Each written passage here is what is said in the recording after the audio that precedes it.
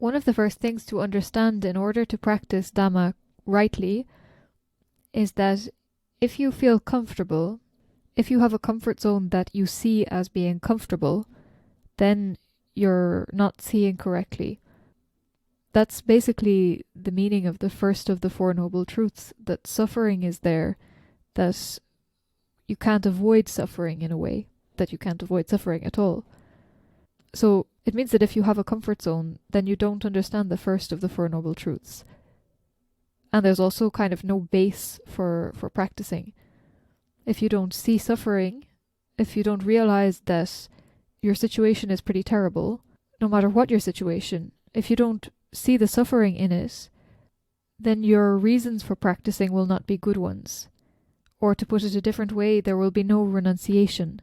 Because if you like your comfort zone and you see it as comfortable, then of course you will not give it up.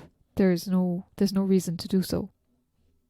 But the whole notion of a comfort zone is also interesting because, well, why do we have a comfort zone? Why do we need a comfort zone? If we were comfortable in ourselves, would we need a zone of comfort that we hold on to, and that if we go outside of that, there is anxiety, insecurity, and fear? If anxiety, insecurity, and fear were not there, then we wouldn't need this comfort zone to keep ourselves safe. So that's one thing. Then another point is, okay, if our comfort zone is really sufficient, if it works, if it can keep us safe from anxiety, fear, and insecurity and stress, well then we can just stay in our comfort zone and that's fine, isn't it? But the meaning of the first of the Four Noble Truths of suffering is that no comfort zone can possibly be relied upon. No matter what it is, really no matter what it is, it doesn't matter. Whatever kind of comfort zone you have, it has to be essentially anicca, which means that it's unstable, it's changing, it's unlasting, unreliable, and essentially outside of your control. That you can't, no matter what you do, you can't always keep it, you can't always stay in your comfort zone.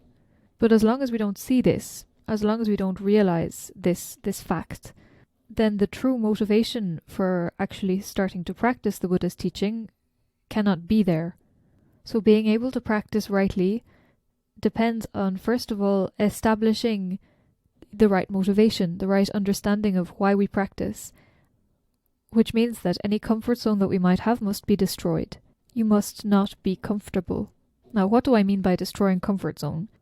I do not mean just going out of it physically. Like if my comfort zone is one type of job, let's say, that I should do another job. That's it can help a little bit at a superficial level. But if we just go about trying to remove comfort zone or go out of comfort zone by changing physically our way of acting, or going physically out of the environment in which we feel comfortable, we'll just end up making different kinds of comfort zone for ourselves.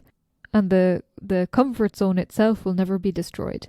So what I mean by destroying comfort zone is removing the possibility of being comfortable in dependence on any situation, any circumstance, anything in material, anything in this world. And a point that's interesting and that's important to understand here, because people often try to go out of their comfort zone or think of practicing to remove comfort by putting oneself in physically uncomfortable positions, not eating or eating less, eating disagreeable food, or various kind of practices of asceticism, which are not necessarily wrong in themselves, but the reason for doing them can often be misunderstood. And especially if we think that we are destroying our comfort zone in this way, it's not correct. First and foremost, because if we ask ourselves, what makes something a comfort zone? Is it because it's physically comfortable? And really often the answer is no. It's not because of its physical comfort, objective sort of ease, that something is one's comfort zone. Because, for example, you have many people who, for them, their comfort zone is to work in an extremely stressful job where they're constantly solving one crisis after another with never a moment of peace. But then, let's say if they just have to spend a day at the beach with their children, the boredom is unbearable and they just are itching to get back to their stressful job. Or again, some people are comfortable in conflict. This is what they're sort of used to. This is their element, that as soon as there is a fight, that now they know how to fight. They know how to beat up somebody, or they know how to be in conflict. But as soon as there is sort of peace and harmony, they will be sort of itching to throw something at somebody, or to insult somebody, or to start a fight. There really are many people like this. Many people are at home, have been kind of raised living on the street, for example. It's sad, but it's true. Raised among drugs, among danger, constantly being among fights, running away from police, and so on.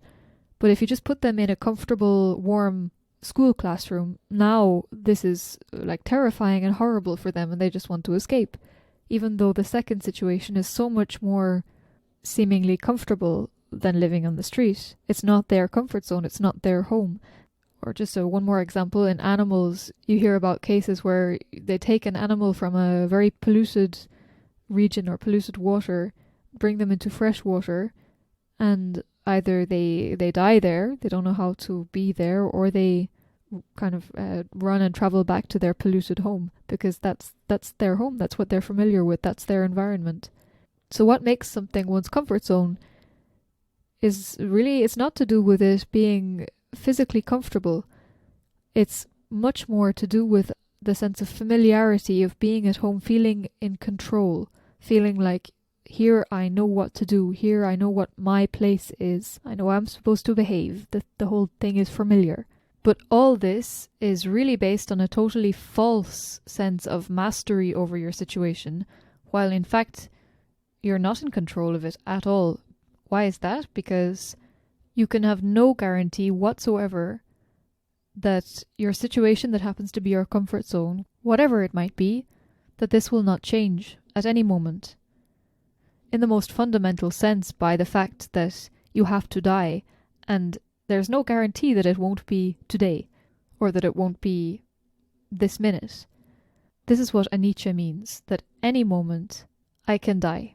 And so there's literally no comfort zone whatsoever in this world that can stand up against this supreme fact that at any moment I can die.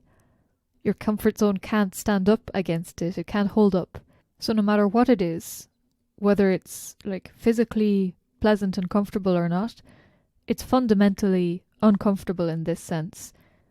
And even we kind of know this, because otherwise we wouldn't feel worried to lose whatever we depend on as our sense of comfort, as our sense of security. We wouldn't constantly keep needing to like protect it and defend it. Even if we are in our comfort zone and we haven't lost it, we suffer already from it.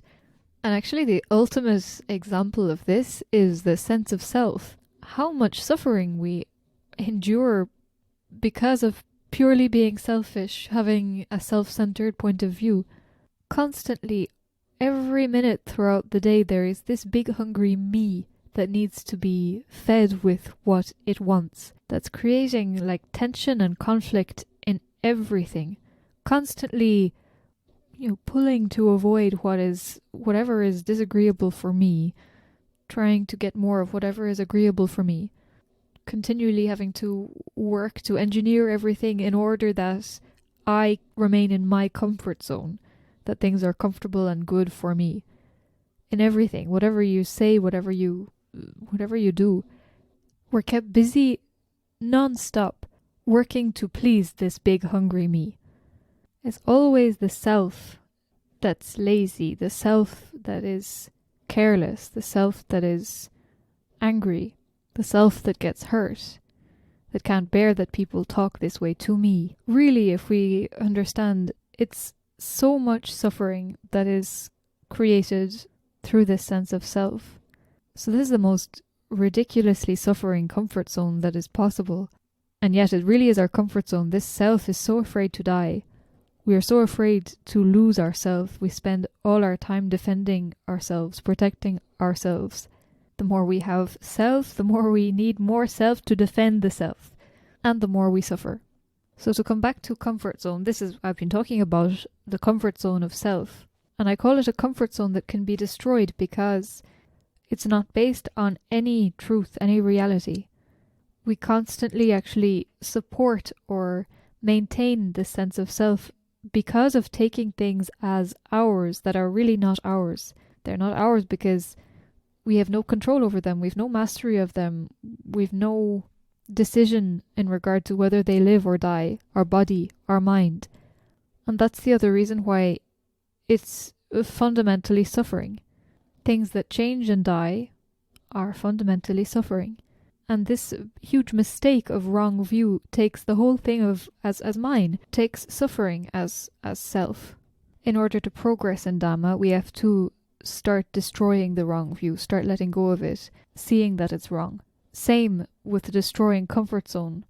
One who destroys his comfort zone, whose comfort zone is destroyed, means he has realized this danger and sees the danger in depending on whatever is pleasant for him or whatever might make him feel comfortable and safe. Realizing that it is not safe, it's not secure, and when I depend on it, I guarantee my own loss, my own pain and my own suffering. It's as if you go to a dinner party, let's say, and somebody says, "Oh, would you like to have some dessert?" It's absolutely delicious. It's your favorite dessert. But, it has poison in it. Will you eat? Even if it's the most agreeable, delicious thing, when you see the danger of this, that by eating this pleasant thing, by engaging with it, I will suffer, I will die. So, sense of comfort in the world is destroyed, not by just physically going out of one's comfort zone, although this can be useful in certain cases, but by realizing the danger in it, realizing that no matter what the comfort zone is, including and especially the sense of self, it cannot stand up to the fact that at any moment you can die. So we have to become uncomfortable, in a sense, first.